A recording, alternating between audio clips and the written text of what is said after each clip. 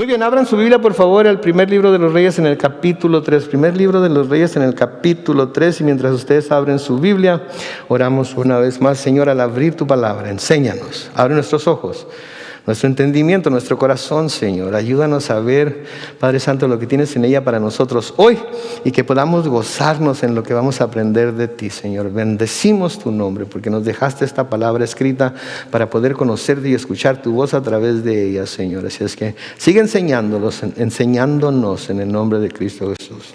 Amén. Muy bien, la semana pasada estuvimos viendo el sueño que tuvo Salomón, ¿verdad? Cuando había ido a Gabaón a presentar sus sacrificios, tuvo un sueño y en el sueño el Señor le preguntó que qué quería que le diera. Le dijo, dime lo que quieres que te dé, ¿verdad? No necesariamente para dárselo, pero nada más dime lo que quieres que te dé. ¿Qué quieres que te dé? Si pudieras pedirme cualquier cosa, ¿qué es lo que pedirías? ¿Sí? Entonces Salomón, ¿verdad? Vemos el corazón de Salomón en lo que pidió, ¿verdad? Porque él pudo haber pedido lo que fuera, ¿verdad? Si a nosotros Dios nos dice de repente en un sueño, pídeme lo que quieras pídeme lo que quieras que te dé. Yo creo que empezamos a pensar un montón de cosas, ¿verdad? Que no tienen necesariamente nada que ver con el plan de Dios. Nos dice Juan en primera de Juan que cuando pedimos algo de acuerdo a su voluntad, podemos estar seguros de que recibimos lo que estamos pidiendo. Entonces, a menudo creo que oramos, pero lo primero que debemos hacer es ver si lo que estamos pidiendo es la voluntad, podrá ser la voluntad de Dios. Y si estamos completamente convencidos de que sí, es la voluntad de Dios, de que sí puede ser la voluntad, entonces vamos a pedirlo con toda confianza, con toda fe, esperando recibirlo. Pero si al estar meditando en lo que vamos a pedir, nos damos cuenta que esto está medio dudoso, a lo mejor no es la voluntad de Dios por esto y por esto y por esto otro, entonces mejor es no pedir o pedir y decir como el Señor Jesucristo en el huerto de Getsemaní, ¿verdad? Señor, si es posible pasa de mí esta copa, pero no se haga mi voluntad sino la tuya, ¿verdad? Ahora, yo creo que Jesucristo, siendo Dios, sabía lo que tenía que hacer, ¿no es cierto? Creo que Él sabía lo que iba a tener que pasar.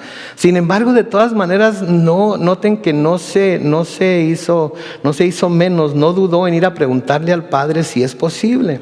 Entonces, aun cuando pudiéramos estar pidiendo algo que a lo mejor para nosotros es dudoso si es la voluntad de Dios, nunca debemos de dejar de pedir. Debemos de pedir porque Él nos dice, pide y se te dará. Toca y se te abrirá. Y así, etcétera, etcétera. Busca y hallarás. Entonces, así, etcétera. Creo que es un incentivo para nosotros tener una vida de oración un poco más viva, más avivada, una vida de oración en la que constantemente estamos orando al Señor. Y no estoy hablando de constantemente estar de rodillas encerrados en nuestro closet, pero en el trabajo, donde quiera que andemos, estar orando. Nos trae el Señor una persona, un nombre a nuestra mente, oramos por ellos inmediatamente. Alguna situación por la que algún hermano está pasando, oramos por ello inmediatamente. Y entonces el Señor le dice a Salomón, ¿qué quieres que te dé?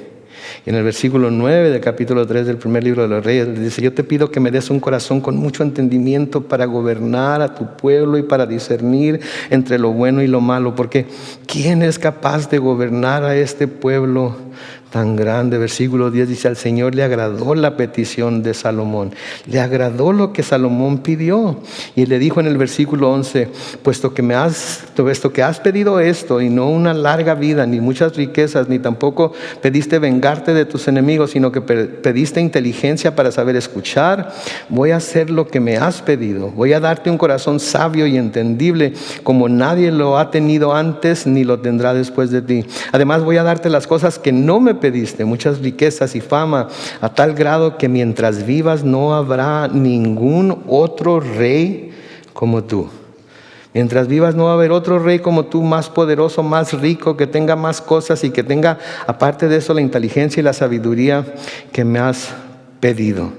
¿Verdad? Qué grandioso eso, ¿no? Que vayamos con el Señor y le pidamos lo que queremos y sea tan de acuerdo a su voluntad que no solamente nos va a dar lo que pedimos, sino nos va a dar lo que no pedimos, que quizás era algo que nosotros también deseábamos. Pero le dio una condición también, noten en el versículo 14, y si caminas por mis sendas y cumples mis estatutos y mandamientos como lo hizo David tu padre, yo te concederé una larga vida. Ok, inteligencia, sabiduría, riquezas y aparte una larga vida. ¿Qué más se puede pedir? ¿Verdad? ¿Qué más se puede pedir? Eso es más de lo que cualquiera de nosotros podemos estar seguros de que vamos a tener en nuestro estado presente. Pero si agradamos a Dios y si lo que nosotros le estamos pidiendo a Dios le agrada a Él, podemos entonces estar seguros que estamos pidiendo de acuerdo a su voluntad, y muchas de las cosas que pidamos nos van a ser dadas. Versículo 15 sigue diciendo: cuando Salomón despertó de su sueño, fue a Jerusalén y se presentó delante del arca del pacto del Señor y ofreció holocaustos y sacrificios de paz, y luego hizo un banquete para todos sus siervos. Entonces Dios le dice: ¿qué quieres? Salomón le dice lo que quiere, y Dios, al agradarse con lo que Salomón le pidió, le dice: bueno, pues te voy a dar lo que me pediste y aparte te voy a dar lo que no me pediste. Ahora, en los siguientes versículos vamos a ver una porción de la Escritura que es muy popular, que creo que todos conocemos y que parece ser, por la secuencia de los eventos que vemos aquí, que es la primera prueba de que Salomón había recibido lo que le había pedido a Dios, de que Salomón había recibido lo que le había pedido a Dios: un corazón entendido, sabiduría para poder juzgar, para poder reinar, ¿verdad? Y creo yo que si no hubiera tenido esta prueba, Salomón quizás hubiera tardado mucho tiempo en darse cuenta que había recibido lo que le había pedido a Dios, porque hay cosas que le podemos pedir a Dios como sabiduría, inteligencia y todo eso, que la única forma en la que se va a poner a prueba es si tenemos la oportunidad de usar la inteligencia, la sabiduría, etcétera, lo que le hemos pedido a Dios, ¿verdad? Es la única manera que nos vamos a dar cuenta que nos dio lo que pedimos.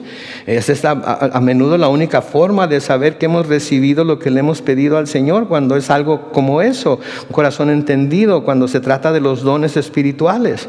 Sí, yo sé que mucha gente quiere los dones espirituales, quiere el don de lenguas, el don de interpretación de lenguas, el don de sanidades, el don de profecía, etcétera, etcétera. Todos los dones que se nos mencionan en la Biblia que podemos tener del Espíritu Santo. La cosa es que muy bien el Señor nos pudo haber dado algunos de esos dones, pero si no hacemos nada por usarlos, ¿cómo nos vamos a saber que tenemos el don? Señor, yo quiero el don de lenguas, pero no voy a abrir la boca para nada. Pues si se trata de hablar en una lengua celestial, se trata de que vas a abrir tu boca por fe y vas a hablar quizás en lenguas, y quizás tú ni cuenta te des que estás hablando en lenguas, pero va a haber gente que te va a escuchar y va a decir: esa persona tiene el don de lenguas. Señor, quiero el don de interpretación. Alguien habla en lenguas y uno siente en el corazón que tiene la interpretación para esa lengua, pero ¿y qué tal si no es? Ok, pues ¿en dónde está la fe de que hemos pedido de acuerdo a su voluntad y de que hemos recibido lo que hemos pedido si lo pedimos de acuerdo a su voluntad? ¿Verdad? Me ha tocado estar en servicios donde alguien habla en lenguas, luego alguien se para por allá en la otra esquina del santuario y dice o habla lo que parece ser la interpretación de la lengua que se acaba de hablar.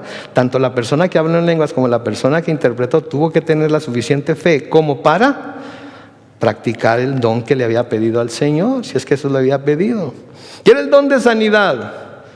Pues mira, ahí está una persona enferma, pon tus manos sobre él o ella, úngelo con aceite si traes aceite, y en el nombre de Jesús pide que sea sanado. Pero ¿y qué si no sana?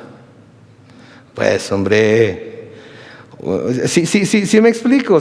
A veces pedimos cosas así espirituales del Señor, pero no estamos dispuestos a ponernos en el blanco, por así decirlo, para comprobar que lo hemos recibido o no. ¿Sí? Entonces yo como pastor les digo: pídanle al Señor que les dé todos los dones y todas las habilidades que ustedes quieren que les dé. Señor, yo quiero que me des el don de predicar. Ok, ¿cómo vas a ver si el Señor le dio el don de predicar? Parándose aquí al frente y predicando. ¿Sí? Entonces tenemos que tomar ese paso de fe, y creo que esto es lo que pasa aquí con Salomón. Cuando leemos este pasaje, vemos que inmediatamente supo qué hacer. ¿Por qué? Porque él le había pedido ese tipo de corazón entendido y sabiduría al Señor, ¿verdad? Porque vamos a ver que pudo haber dicho a Salomón, ¿saben qué? Bueno, vamos a leerlo. Noten ahí en el versículo 16. Dice, por esos días, hablando de los días en los que Salomón estaba en Jerusalén después de haber presentado sus holocaustos y sacrificios en Gabaón, y fue y le hizo la fiesta a todos sus hombres, su familia, pudo haber sido. Por esos días dos prostitutas se presentaron ante el rey. Dos prostitutas se presentaron ante el rey. Ahora aquí dice prostitutas, pero de acuerdo a algunos comentaristas, la palabra que se traduce prostitutas o rameras en la Reina Valera 60 es una palabra que también puede decir dos mujeres mesoneras, o sea que estaban encargadas de un mesón en donde se recibían huéspedes, ¿sí? Entonces no se tiene con certeza si son lo uno o lo otro. El caso es que vinieron a Salomón para presentarle un caso que traían ellas que querían resolver. Ahora, también aquí tenemos que ver algo que vale la pena notar, que no muchos reyes se tomarían el tiempo para escuchar, para recibir primeramente a estas mujeres, ¿verdad? Fueran mesoneras o prostitutas, lo que sea que hayan sido, no lo sabemos con certeza. Muchos reyes no se tomarían el tiempo de escuchar el problema de estas dos mujeres. Cuando veamos el problema que tenían, algunos reyes pudieran haber dicho, esos son problemas de ustedes, son problemas de mujeres, yo no tengo, tan locas las dos, sálganse de aquí. Pero eso no fue lo que hizo Salomón. Eso no fue lo que hizo Salomón, porque es lo que Salomón pidió, Dios se lo dio para usarlo para el beneficio de aquellos que Dios había puesto debajo de él como sus súbditos. Otra cosa que debemos de tomar en cuenta aquí, que los talentos que Dios nos ha dado, las habilidades que Dios nos ha dado, Dios nos las ha dado para ponerlos al servicio de los demás, no para que nos quedemos con las manos sentados sobre nuestras manos, no haciendo, no desarrollando el don que Dios nos dio, sino poniéndolo al servicio de los demás. Ahora, de nuevo, no muchos reyes se tomarían el tiempo para escuchar el problema de estas dos mujeres. Y esto también nos permite ver otro aspecto del carácter de Salomón. Nos deja saber que era un rey bondadoso y generoso para con todo tipo de personas en Israel. Era un rey bondadoso y generoso para con todo tipo de personas en Israel. Sus puertas estaban abiertas para cualquiera que tuviera algún asunto con el que ellos querían que él lidiara o con el que ellos creían que él iba a poner la solución. Ahora, si se acuerdan de nuestro estudio de la vida de David, una de las cosas que Absalón acusaba a su padre de no hacer era que no cuidaba su deber como juez del pueblo de Israel, ¿se acuerdan? Él decía y lo acusaba delante del pueblo que su padre estaba descuidando su posición como rey para ser juez de Israel. Si se acuerdan, en 2 de Samuel, en el capítulo 15, leímos acerca de cómo Salomón se levantaba todas las mañanas y se ponía a un lado del camino junto a la puerta de la ciudad, que era donde se reunían todos los principales de la ciudad, todos los líderes, sí, y a quienes acudían al rey para resolver algún pleito, para pedir justicia, los llamaba y les preguntaba, ¿tú de qué ciudad vienes? Y si el interrogado, el que le preguntaba, respondía, tu siervo es de una de las tribus de Israel, Absalón le decía algo como esto, tus razones, o sea, la razón por la que vienes a ver al rey, porque se la habían comunicado a Absalón, tus razones son buenas y justas, pero de parte del rey no tienes quien te oiga. Incluso Absalón añadía estas palabras, escuchen, ¿cómo quisiera ser el juez de este país? Así los que tuvieran algún pleito o negocio vendrían a verme y yo les haría justicia. Qué necedad de parte de Salomón, ¿no es cierto? Sin haber escuchado el caso, sin haber escuchado las dos partes, él ya sabía cómo iba a impartir justicia. Y esa es una necedad, porque toda historia tiene que dos lados. Y a menudo uno dice una cosa y el otro dice otra.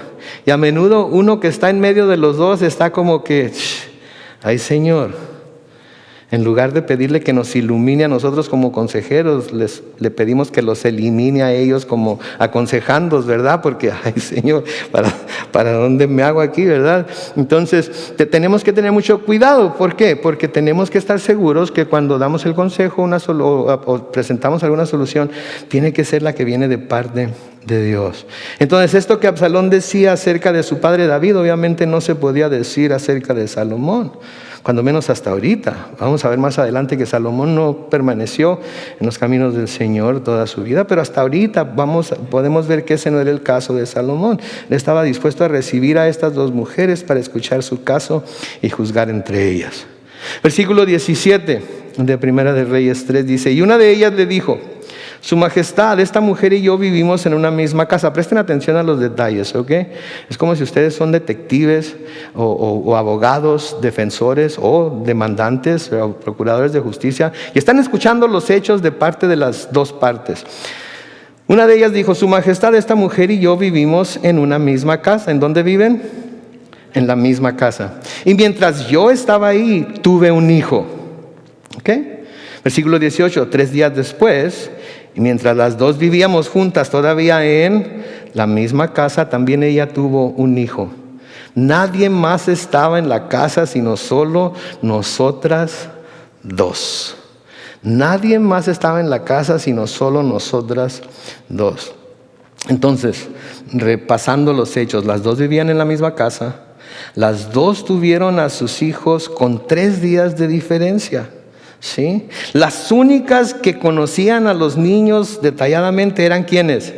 Ellas. Nadie más los había visto aún que pudiera dar testimonio de cuál hijo era de cuál madre. ¿Se están dando cuenta de la situación aquí? No es enchilame otra, ¿no es cierto? Es un caso serio por lo que vamos a ver que está pasando aquí. Versículo 19 sigue diciendo: pero una noche ella se acostó sobre su niño y el niño murió. Entonces se levantó a medianoche, tomó a mi hijo que dormía junto a mí y lo puso a su lado. Y entonces puso al niño muerto junto a mí. En la madrugada, cuando me levanté para darle el pecho a mi hijo, me di cuenta de que estaba muerto. Y cuando lo observé bien por la mañana, me di cuenta de que no era mi hijo. Me di cuenta de que no. Entonces están captando aquí lo que está pasando. Las dos viven juntas, las dos están embarazadas, las dos tienen 9 meses, nace el niño de una, 3 días después nace el niño de la otra, las dos se quedan en casa porque no podían salir, eran impuras, etcétera, mientras estaban en su cuarentena. Entonces las dos están ahí, son las únicas que están ahí, son las únicas que conocen a los bebés. Y una de ellas, al acostarse una de las noches, se da vuelta, yo creo, y aplasta al niño y lo mata. Sí, cuando se da cuenta de que mató a su hijo, muy astuta ella, toma a su niño muerto y va y lo pone del lado de la otra mujer y toma al niño vivo y se lo lleva a su cama. Cuando la segunda mujer se levanta para darle de comer al bebé, obviamente lo ve muerto. Y me imagino que se ha de ver asustado primero de que ella había matado a su propio hijo, pero luego al verlo más de cerca se dio cuenta que no era su hijo. Ella sabía que no era su hijo. Porque, mis hermanos, por más similares que fueran, porque apenas tenían 3 días de nacidos, y sabemos que cuando los niños nacen, al menos que sean güeros y de color, ¿verdad? No hay, a veces se parecen mucho, ¿verdad? Al menos que nazcan con un pelerío bárbaro, ¿verdad? Se parecen mucho, ¿sí? Entonces apenas tenían 3 días de nacidos, pero ella sabía que el bebé que estaba a su lado no era el suyo. Ahora, en nuestros días es más fácil identificar a nuestros bebés cuando nacen, ¿no es cierto? Porque todos los que han tenido niños, bueno, quizás todos los que han tenido, no sé, puede ser, quién sabe, a lo mejor. Pero los que han tenido niños saben que cuando los niños nacen, ¿qué es lo primero que se les hace a los niños? Se les pone una pulserita, ya sea en la muñeca o en el tobillo, con el nombre de los padres y el nombre que se le dio al niño, que se le va a poner al niño a la hora que nació, etcétera, etcétera, etcétera, ¿sí? Entonces podemos verlo. Me acuerdo yo cuando nacieron mis hijos, yo estuve ahí cuando los dos nacieron. Sí, me acuerdo cuando nació Joshua. Okay, nació y ya lo sacaron y ya lo traía la enfermera así en las manos, así como, y yo detrás de ella así como que no se le fuera a caer, ¿verdad? Y me acuerdo que lo primero que hicieron fue que lo llevaron a la báscula y lo pusieron en la báscula boca abajo y yo fijándome, checándolo todo, ¿verdad? Y todos sabemos que a veces se nos hace así medio, que tenga 10 dedos, que tenga 10 dedos en los pies, etc. Pero sí lo checamos, que todo esté completito. Y me acuerdo que me fijé en él y lo primero que vi en él eran los ojotes grandotes que estaba abriendo, así como queriendo verlo todo. Sí, y me fijé muy bien en esos ojos. Y cuando nació, tuvieron que llevarlo, después de limpiarlo ahí, de pesarlo, de medirlo, se lo pusieron a mi esposa en el pecho para que lo tuviera un rato, pero luego tuvieron que llevarlo donde están los bebés, porque tenían que succionar algo de su boca, porque parece ser que el saco se había roto o algo y tenían miedo de que hubiera entrado algún microbio o algo en su boca, entonces lo tenían que limpiar muy bien. Y luego me dice la enfermera, ¿quieres ir conmigo? Y yo le digo, ¿el Papa es católico? Y me dice, pues sí. Pues ¿qué crees? Pues yo también quiero ir contigo, ¿verdad? No lo voy a perder de vista. Y ahí andaba, donde quiera que la enfermera iba, yo iba y no soltaba la cunita, no soltaba el carrito y miraba dónde lo ponían y qué le hacían y todo eso, hasta que volvimos al cuarto donde estaba mi esposa y ya se lo dieron ya bien limpiecito y todo eso. No me separé de él. Porque ya nomás la chulada de muchacho que nos dio Dios y que alguien se le vaya, ¿verdad? Que alguien se lo quiera robar. Pues ahí me quedé yo con él, todo el tiempo. Con la niña igual. Nomás que mi niña no fueron los ojos, fue su naricita. Parecía como que estaba así pegada contra la panza así y que como que quería salirse y la naricita le nacía así con la naricita. Nunca se volvió a dar su naricita.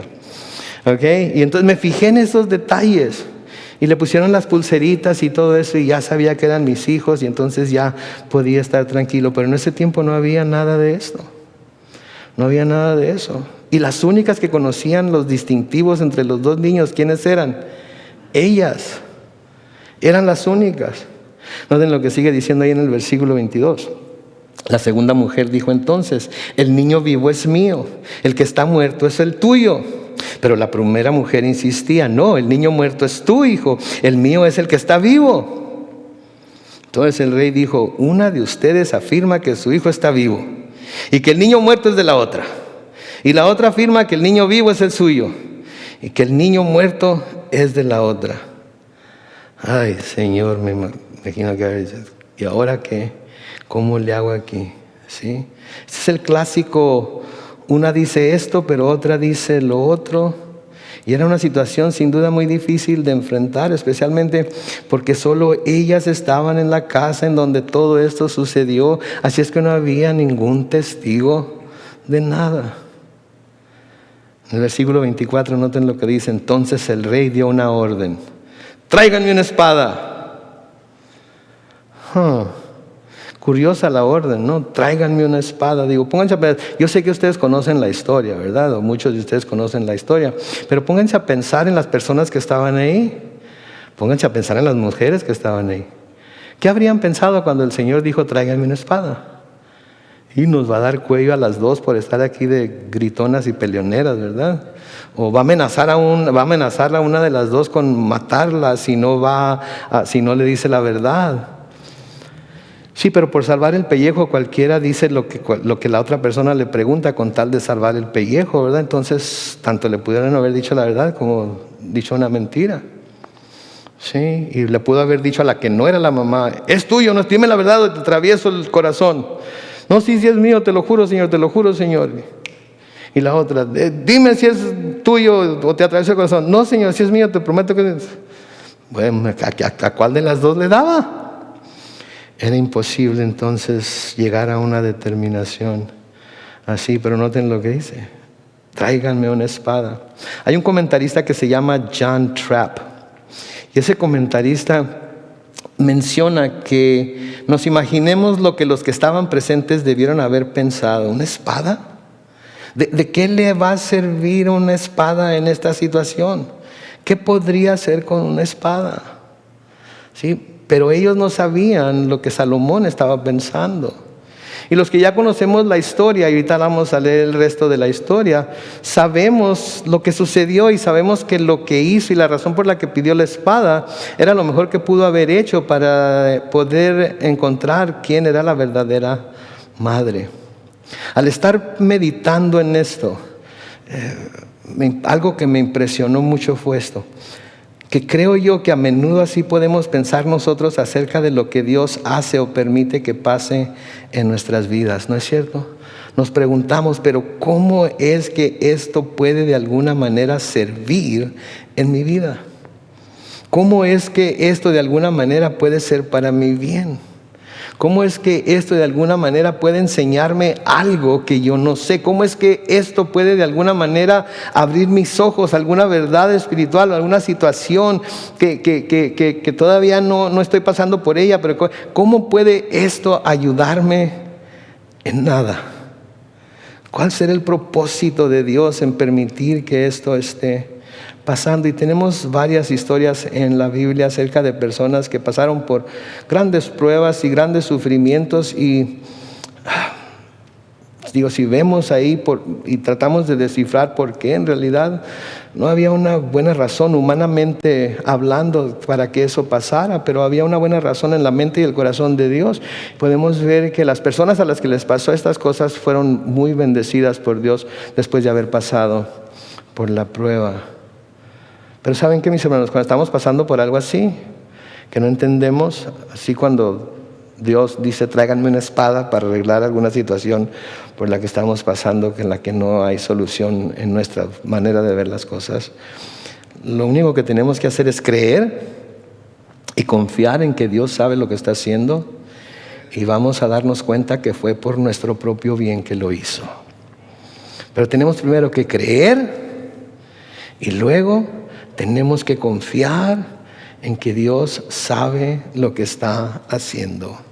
Y a veces es difícil esto, a veces es muy difícil, porque el sufrimiento es demasiado pesado, porque la pena es demasiado dura, porque la prueba es demasiado para nosotros. Pero tenemos que confiar. Y un día vamos a conocer cómo somos conocidos, y vamos a ver que fue lo único que Dios podía hacer en el caso por el que estamos pasando, y vamos a ver que hizo lo correcto. Y entonces tenemos que confiar en Él. Todos conocen lo que dice Romanos 8:28, ¿verdad? Romanos 8:28 dice, ahora bien, sabemos que Dios dispone todas las cosas. ¿Cuántas cosas? Todas las cosas para el bien de quienes, de los que lo aman, es decir, de los que Él ha llamado de acuerdo a su propósito. Lo sabemos, estamos convencidos de ello. Sí, porque si estamos convencidos de ello, entonces, como Salomón cuando pidió la espada, cuando Dios hace algo que no entendemos, vamos a estar, si no conformes, porque a veces es difícil conformarse. A veces es muy difícil conformarse.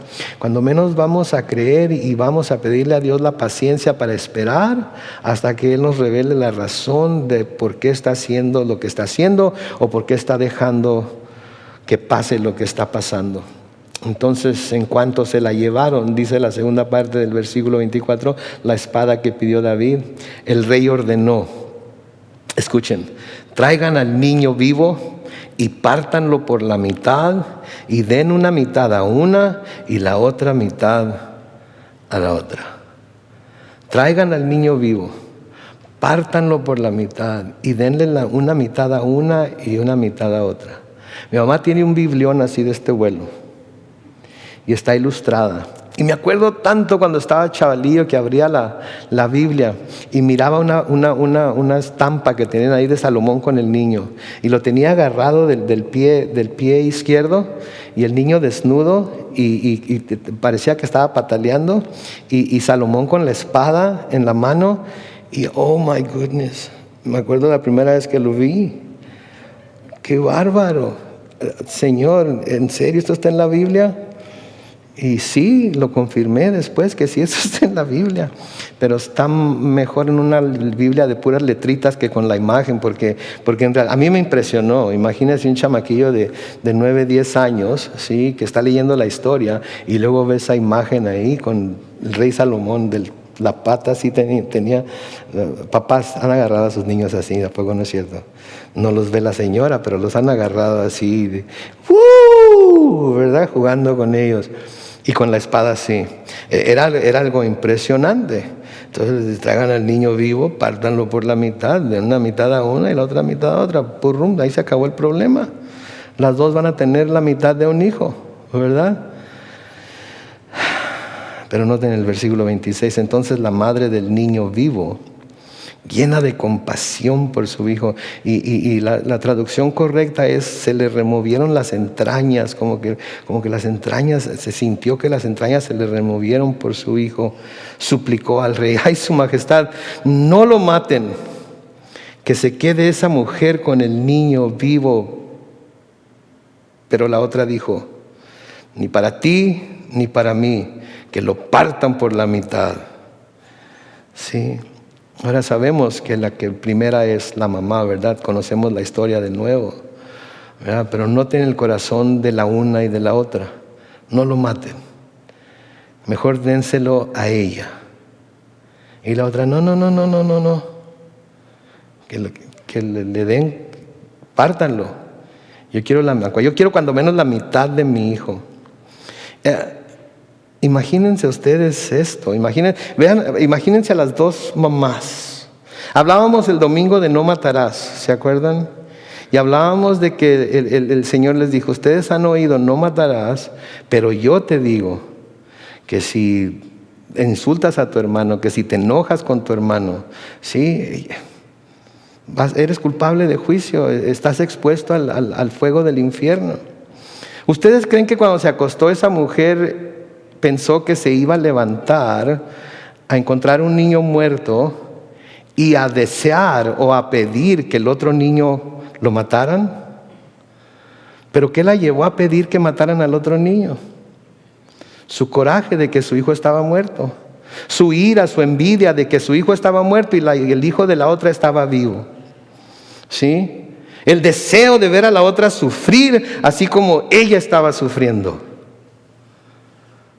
Oh, mis hermanos, por eso el Señor dice: han oído que se les dijo a los antiguos no matarán, pero yo les digo, porque saben que esa clase de sentimientos puede entrar en nuestro corazón muy fácilmente.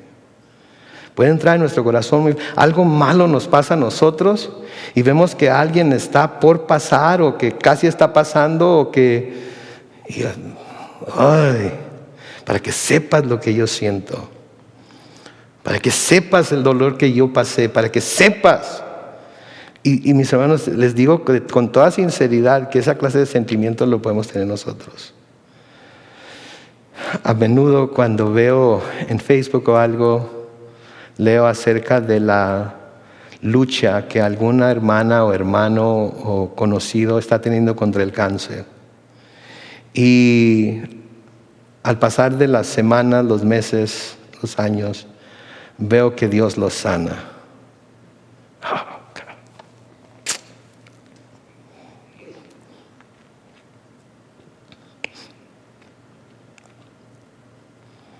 Debo serles honesto. Pienso: ¿por qué ella no?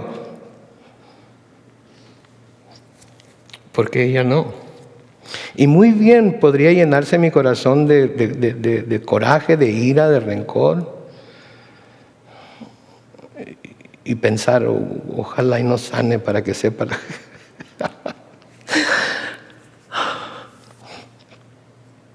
Pero no podemos hacer eso. Confiamos en que Dios sabe lo que está haciendo. Confiamos en que Él nos tiene en sus manos y que no deja que pase nada en nuestra vida que no vaya a producir algo bueno en ella. No lo entendemos de este lado de la eternidad, pero lo vamos a entender del otro lado de la eternidad.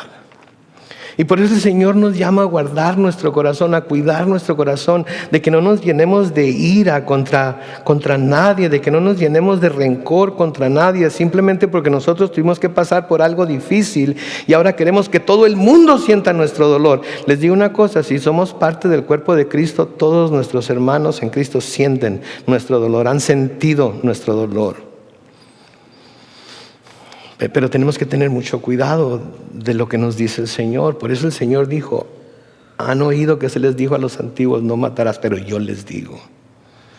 Por eso la ira, el coraje, el resentimiento es tan malo. Porque se puede convertir en un cáncer que nos lleve a pensar cosas que no queremos pensar, que no debemos pensar. A tener deseos que no debemos tener. Y aquí esta mujer, una dice, no lo mates, por favor, dáselo a ella, que ella se quede con él. Y la otra por la ira y el resentimiento y el coraje y el dolor y todo eso y todo. Y hay quienes pudieran justificar, pero es que mira el dolor que estaba pasando, mira la situación por la que estaba pasando. Imagínate lo que ha de haber estado pasando. Por eso pensó así, por eso dijo lo que dijo. Nada justifica que haya dicho lo que dijo, nada justifica que haya tenido ese sentimiento de desear que el niño vivo muriera con tal de que la otra sufriera lo mismo que ella estaba sufriendo. Y mis hermanos, no importa que estemos sufriendo nunca, porque sabemos lo que duele, porque sabemos lo difícil que es. Nunca debemos de desearle a nadie que esté pasando, que vaya a pasar por lo que nosotros hemos pasado. Al contrario, debemos estar ahí para fortalecerlos, para consolarlos, para levantarlos, para decirles, yo entiendo.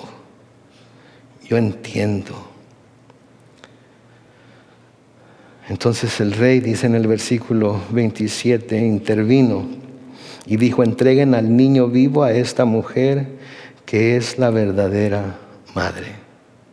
Ahora quiero hacerles una pregunta. ¿Qué fue lo que identificó a la verdadera mamá del niño vivo? ¿Mande? El amor. Su amor de madre. Su amor por él. Su deseo de que nada le sucediera. La verdadera madre prefería que el niño viviera separado de ella con la otra mujer a que muriera por su causa. Ella puso el bienestar del niño por encima del suyo. Quizás no lo vaya a tener yo, pero si se lo dan a ella, cuando menos va a estar vivo. Y voy a poder verlo, y voy a poder verlo crecer, y voy a poder de alguna manera ser parte de su vida. Voy a poder de alguna manera influenciarlo. Y a lo mejor esta mujer recapacita y se da cuenta de lo que está haciendo y me lo devuelve. Y su amor por el niño la identificó como la verdadera madre, su deseo de que nada sucediera. ¿Saben qué? Creo que el amor de madre, después del amor de Dios, puede ser el amor más poderoso del mundo.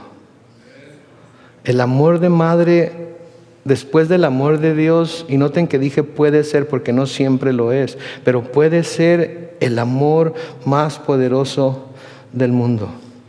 Tenemos varios ejemplos en la Biblia de este tipo de amor. ¿Se acuerdan de Agar, la sierva de Sara y de Abraham, con la que Abraham tuvo un niño? ¿Se acuerdan cuando Sara le dijo que la despidiera juntamente con su hijo? Y Abraham le hizo caso y la despidió y le dio un odre de agua y la mandó al desierto.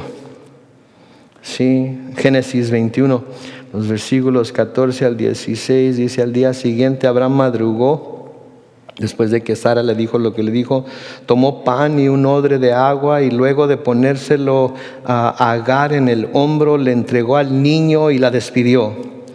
Y ella salió y anduvo sin rumbo fijo por el desierto de Beerseba. Versículo 15, cuando le faltó agua al odre, tendió al niño bajo un arbusto y fue a sentarse frente a él a la distancia de un tiro de arco, pues decía: no quiero ver cuando el niño muera. Ya sentada frente a él, prorrumpió en llanto. Noten el amor de esta mujer. Sabía que su niño iba a morir, pero ¿qué es lo que hace antes de que su niño muera? Va y lo pone bajo un arbusto, trata de ponerlo lo más cómodo posible y se va a un tiro de arco. Imagínense ustedes tomar un arco, sacar una flecha y aventarla. Se fue bastante lejos porque no quería ver a su niño sufrir, porque no quería ver a su hijo morir de sed y de hambre. ¿Sí? Iba a ser difícil para ella ver a su hijo morir. Ella sabía que ella también iba a morir, pero no quería ver a su hijo morir. ¿Se acuerdan de otra mujer que mostró esa misma clase de amor? Lo tenemos en Éxodo capítulo 2, los versículos 1 al 4, en donde se nos dice: un hombre de la familia de Leví fue y tomó por esposa a una descendiente de Leví, que concibió y dio a luz un hijo, y al verlo tan hermoso lo mantuvo escondido 3 meses. Esto es cuando el faraón había mandado matar a todos los niños judíos, a todos los niños hebreos, versículo 3. Pero como no pudo esconderlo más tiempo, tomó un cesto de juncos, lo calafateó con brea y asfalto, colocó ahí al niño y lo dejó en un carrizal a la orilla del río. Y una hermana del niño se quedó a cierta distancia para ver qué sucedería. Esta era Jocabed, la mamá de Moisés. Se arriesgó a todo escondiendo al niño. Se arriesgó a que no solamente mataran a Moisés, sino que la mataran a ella, y mataran a su esposo, y mataran a sus hijos, mataran a toda la familia por haber desobedecido la orden de Faraón. Y luego puso a su propia hija en peligro cuando, después de poner al niño en la canasta, la envió a que siguiera la canasta hasta donde la canasta llegara para ver qué sucedería con el niño. Y sabemos lo que sucedió, ¿verdad? La hija de Faraón lo encontró, ¿sí? La hija de Faraón lo tomó para sí misma. Su hermana Miriam le dijo: ¿quieres que te traiga una nodriza de entre las hebreas para que lo cuide? Y le dijo: sí, tráemela. ¿Y a quién le llevó? A la mamá de Moisés. Y se llevó Jocabed a Moisés a cuidarlo. Pero el amor de madre la llevó a hacer algo que yo creo que muchas madres no harían, pero por salvar su vida, sí hizo lo que hizo. Ahora dije que el amor que después del amor de madre, sí, que después del amor de Dios, el amor de madre puede ser el amor más fuerte, más poderoso que hay, ¿verdad? Pero no siempre. Sí, porque el amor de Dios es mayor aún. Y las mujeres, las mamás, sí, saben que las mamás también pueden fallar, aún con el gran amor que tienen por sus hijos. Las circunstancias, se cansan las mamás, se cansan de batallar. Se cansan de estar teniendo el mismo problema un día tras otro, mes tras mes, año tras año. Tener que lidiar con ellos desde que están pequeños, y luego cuando están grandes todavía tener que preocuparse por su bien. A veces los hombres no entendemos lo que las mujeres pasan. Mi esposa era una osa con sus hijos. Me amaba como no se imaginan. Pero tócame a mis hijos y calla boca para lengua. No me conoces. Ok, y hubo algunas veces en las que tuve ok, pues ahí está tu hijo. No le voy a hacer nada. No te preocupes. Pero así como hay madres que aman a este grado, hay madres que no han leído las noticias últimamente, hace unos cuantos días. En Reseda, California, una mujer de 31 años tenía 3 niños, uno de 3 años, uno de 2 años y uno de 6 meses, y apuñaleó y mató a los 3. Y leí que estaba pasando por un caso de custodia en la corte, porque creo que el marido los quería o alguien los quería, pero ella no se los quería dar.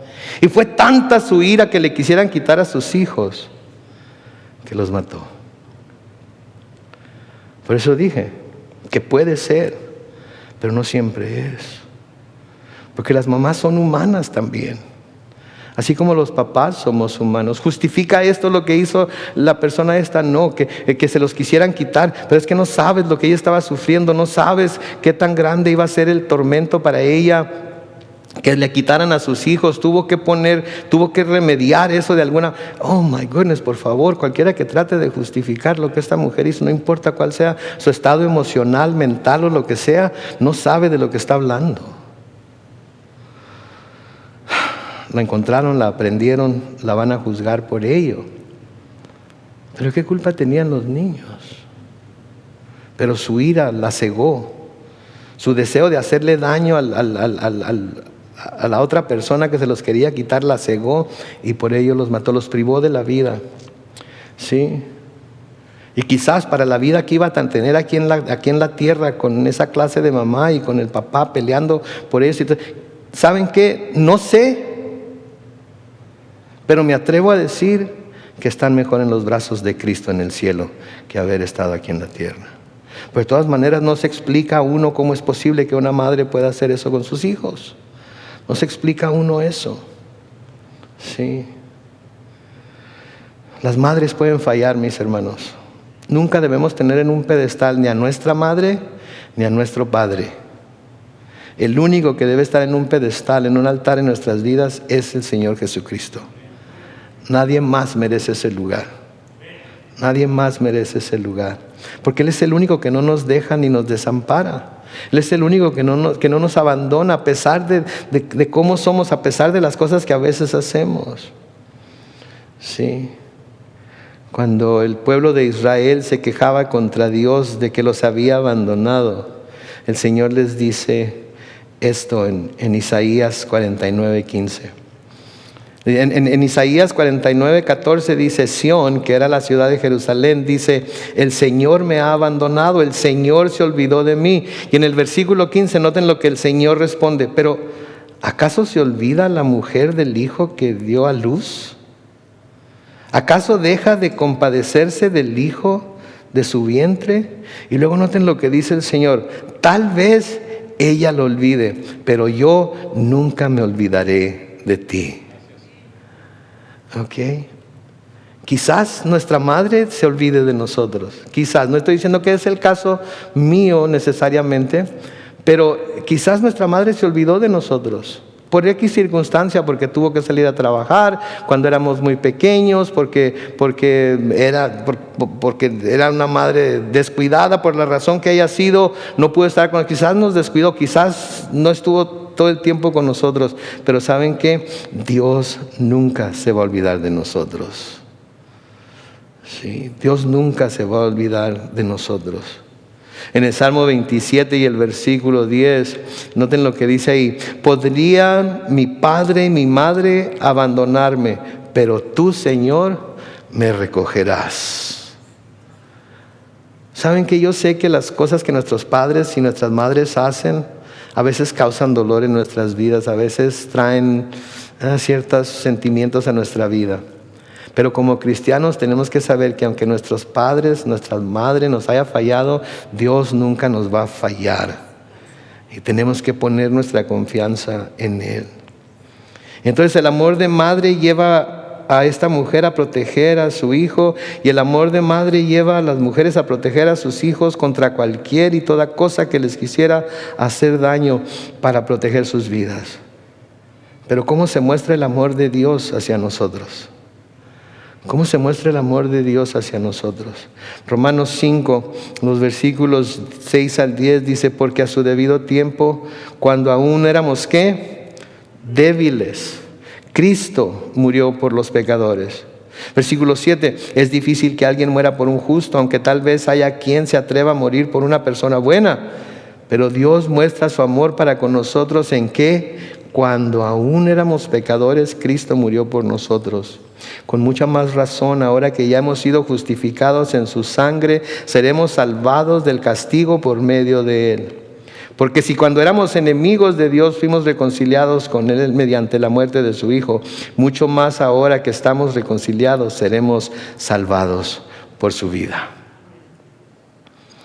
Entonces, por eso el amor de Dios es mayor que inclusive el de nuestra madre, porque nuestra madre puede defendernos, nuestra madre puede pelearse con quien se tenga que pelear, meter las manos a la lumbre, pase lo que pase.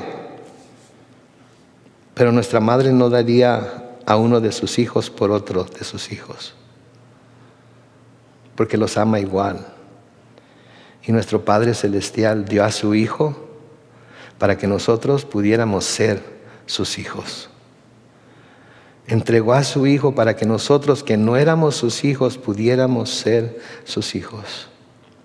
Noten el resultado de lo que hizo Salomón en el versículo 28, y cuando todo el pueblo de Israel supo del juicio que había emitido el rey, sintieron respeto por él, pues se dieron cuenta de que Dios le había dado sabiduría para impartir justicia.